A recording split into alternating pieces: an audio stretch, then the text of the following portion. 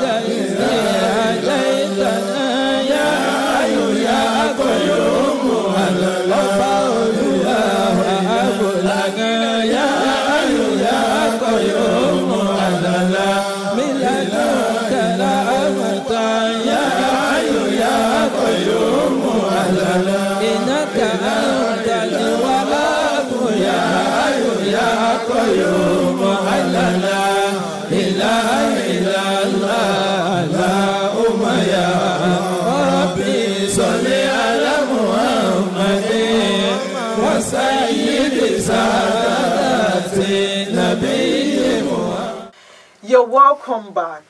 Like I said, I have right here with me Alhaja Bosumola Busari, who is the Deputy Director from the Office of Education Quality Assurance, Ministry of Basic Education in Lagos State. And we want to discuss coping with Ramadan as a career woman. Halaja Busari, I'm sure you have more than 20 years experience working 8 to 5. How have you been coping during Ramadan? Or probably is there no difference between Ramadan and every other month? Alhamdulillah, hamdan kaziran, toyiba mubaraka. To everyone out there, I wish every one of us Ramadan Kareem once again. Mashallah. And I say salamu alaikum wa rahmatullahi wa barakatuh. Wa alaikum salam wa rahmatullahi. Alhamdulillah, alhamdulillah. I've been working for the past 25 years as a civil servant in Lagos State. Wow. And I got married almost the same time. So it's like the time comes at the same, it comes at the same time. Actually, when I got married, I've not started working. So I got married like 2 weeks before that year's Ramadan. So I was thinking that it is all well. That year, I enjoyed my Ramadan with a new couple. I was not working, no kids. So I did my role as a wife perfectly. Normal, the way I've been doing my ibadah, my prayers, then perfect job of a wife during Ramadan. Mashallah. But the following year, I gave birth shortly before the next Ramadan. Allah. That one, I become a nursing mother. Wow. Fine, I was in maternity leave. I've started working. I'm not going to the office because I've just given birth. At the same time, I did not find it so easy because I have a little baby. And at the same time, I will wake up very early in the morning. My husband will even be claimed that after all, I'm not going to the office then. So that one too went on like that. I enjoyed it only with my little baby. The difficulty started on the 3rd year. When I have just like 1-year-old baby, I have to go to the office. I have to perform my role as a woman. Wow. And we all know that Islam says, Arijalu Kowamana Halanisai. The wife, the husband is the protector of the wife.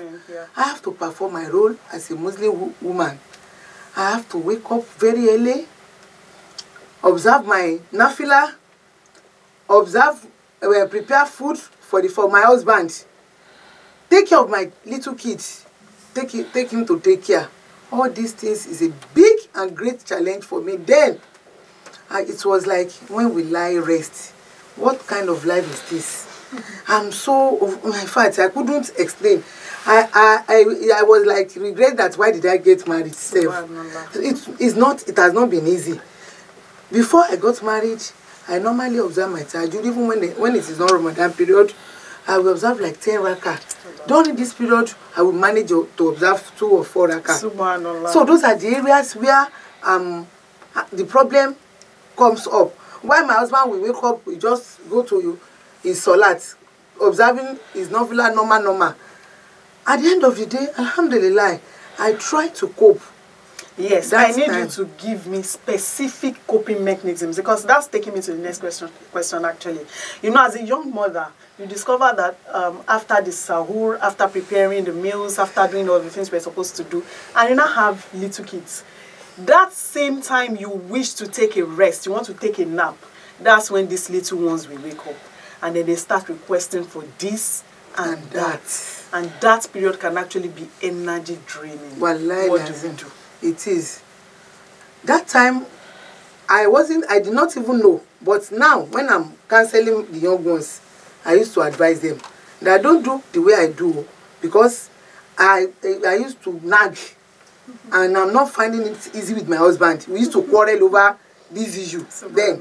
But now, because of experience, I decided that for a nursing mother at that age, as a career woman, you need to take some steps. Ramadan is not a thing that comes sudden. We have about 11 months to prepare for it. Mashallah. So I believe there should be preparation. When it's about to come, when it's almost a month time, we need to hold a family meeting with the husband. If you have a grown-up kids, your family meeting. Alhamdulillah, we are expecting this month of Ramadan. How are we going to do it? What are we going to eat? We need to plan ourselves, because another says, he who fails to plan, plans to fail. So when you plan yourself in the family, what meals are we going to take, especially during the week? What are the meals we are going to take during the weekend? We should plan our meal to the extent that the meals we are going to take during the week will be flexible ones, easy dishes that we just prepare, pam, is ready. Then during the weekend, you can now do ceremony of preparing a lengthy food, a more complicated dishes. Secondly, we need to pre-cook. You know what women call pre-cook? During the week, when you are free, during the weekend when you are free, you can buy your pepper, boil it, put it in the freezer. So by the time you are ready to cook, within 10 minutes, your stew is ready. Yeah. That is what we call pre-cook. All right. Number 3, you can even cook that real dish and put it in the freezer. Yes. We know we have different types of husband. Some husband, they are the I'll actually get there anyway. Okay. I'll get there. Okay. You know, as young mothers, there are quite a lot of challenges we have. And considering the fact that in this part of the world, where men veto is paramount, you know, our men, you know, let's not go too much there. I know you understand. Some men actually want fresh meals, pounded yam, akara, complicated foods during sahur.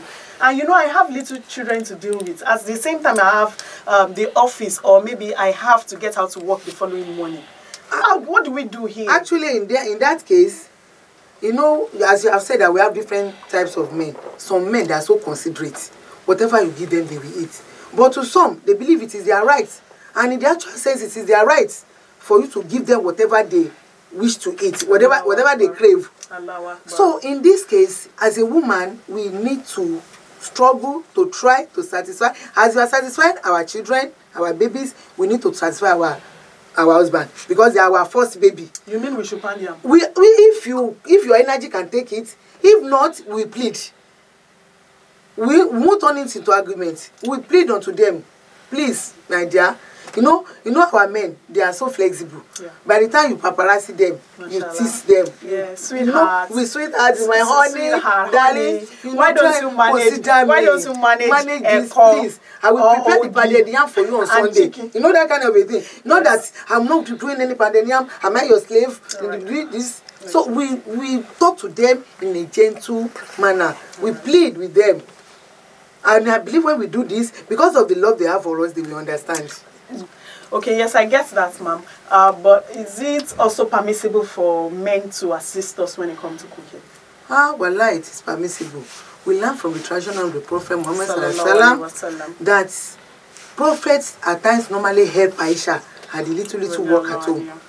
He normally help him. So I don't think it is bad for our men to help our women too. All right, mashallah. Yes, so you have actually heard from the horse's mouth. She has told us that it is permissible for men to assist us when it comes to cooking. And I don't want you to look at it like I'm really happy about that part of the resolution anyway. But what matters is that understanding keeps the family going, inshallah. Okay, sometimes some women, or let's say wives, live with extended family. We live in a settings where we have the mother-in-law, a very large family, so to say, and then it is the onus, you know, our culture, the onus lies on the wife. She does the whole work. In fact, I had an experience sometimes ago when someone was telling me that she was to prepare meal for a family of over 16 people. And at the time, everybody were at the table expecting her to come serve them. So, you know, she was tired. She was also fasting. And then when they said, what have you been doing? Will you come here and serve us? Then she said, but I'm also fasting. And it became, you know, an issue. What advice do you have for mother-in-laws, extended family, and even the wife? Alhamdulillah. In that issue, it depends on the relationship between a wife and the husband and the family. That's why we used to advise our young ones, women, to have a very cordial relationship with your in-laws. If you have been nice, you have a very good character, you have not proven yourself as a career woman. Hey, excuse me, I don't have time for that. You know, I'm going to the office. You know, if you are going to the office, that is between you and your husband. But to the extended family, especially sisters-in-laws and mothers-in-laws, those men, the brothers-in-laws and fathers-in-law, their case at times is very little. But to the sisters-in-law and mothers-in-law, they want to prove that after all, you are a wife. You have to do this, you have to do that. So I used to believe that it depends on your relationship with them. If you have not been the type that is so arrogant, that is so proud, that you are not claiming that after all, my husband is the one catering for all of you, my husband is the one feeding you. If you bring yourself so low in their faces, you will not have much problem. They will understand you. Even at times, your sisters-in-law, mothers-in-law, they will even do some work for you. So that's the advice I will give women generally, not only during Ramadan. Naturally, when you marry your husband, you know that it's not only your husband that you are married. You marry the sisters, you marry the entire family. So anytime they are coming to your house, welcome them very well. Don't scare them. Don't throw them away. Mashallah. So when you are very close, when you have a very good character, I don't think they will be so harsh to you. Following the teaching of the Prophet Sallallahu Alaihi Wasallam says we have to keep family ties. Very strong. But of course, I think we should also use this opportunity to reach out to every mothers-in-law, sisters-in-law, and in fact, let's call ourselves sisters-in-law right now. That we should understand that we are all human, and so it is not a bad idea to help, to offer help. The season of Ramadan is to help, to give, to love, to share. And so we should see ourselves as one and not make life difficult for anyone, inshallah. So right now, in a world where some bosses proves very difficult, you know, they give you more tasks as a lady, they give more tasks. Sometimes I can say maybe to frustrate one's efforts, you know. And sometimes this kind of hardship comes during the month of Ramadan. How do we navigate? Thank you very much. If I could understand your question, actually there are some bosses that they might, because they know you are fasting, you are a Muslim, they want to frustrate you, they will want to prove so difficult. But at times, it's not that they want to prove that maybe the tax of the work comes, maybe that fasting period is your peak period in your office. I believe your character, your attitude to your work in the past will reflect. Sure. If you are the type that have been so effective and efficient in your job, everybody will even know. They will let them know you as a Muslim woman, let them know you that apart from Ramadan, you are a Muslim woman. When you want to observe your Salat, you will observe it. When you are not observing Salat, you will do your work as it is expected of you. If they know that, I don't think any boss will want to frustrate you for that. More so, if you are the hard-working type, I want to use this opportunity to encourage our women, anywhere we are. Let us show our tentacle. Let us prove ourselves that we are not the lazy type. Let us try to go extra mile.